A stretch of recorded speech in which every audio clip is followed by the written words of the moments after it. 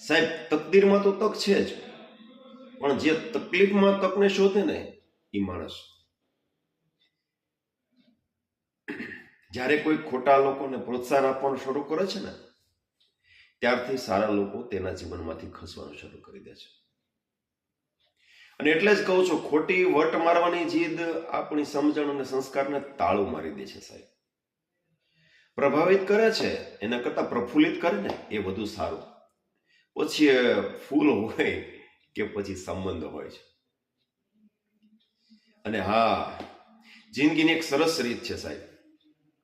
ચકાસા કરશો ને તો કોઈ પોતાનું તમને નહીં મળે, અને જો ચાહતા રહેશો ને તો તમને કોઈ પારકું નહીં મળે. હા, અને એટલું યાદ રાખજો સાહેબ.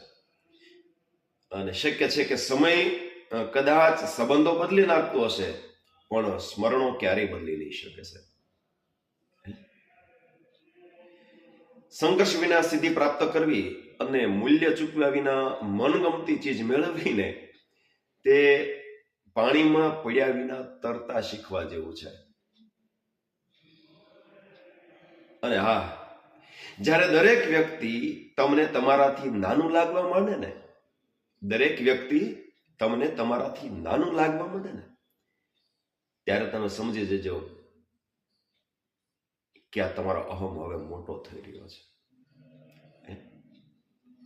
અને જેને શબ્દોના અર્થ ન સમજાય ને, જેને શબ્દો ન સમજાય ને, તો એને મૌન તો ક્યાંથી સમજાય સાહેબ?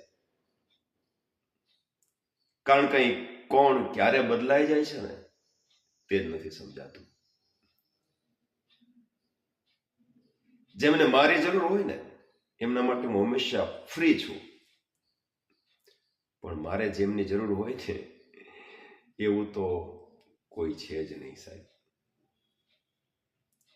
સમય અને સંજોગો જ માણસોને ઘડે છે, બાકી હવે ક્યાં કોઈને કોઈની પડી છે.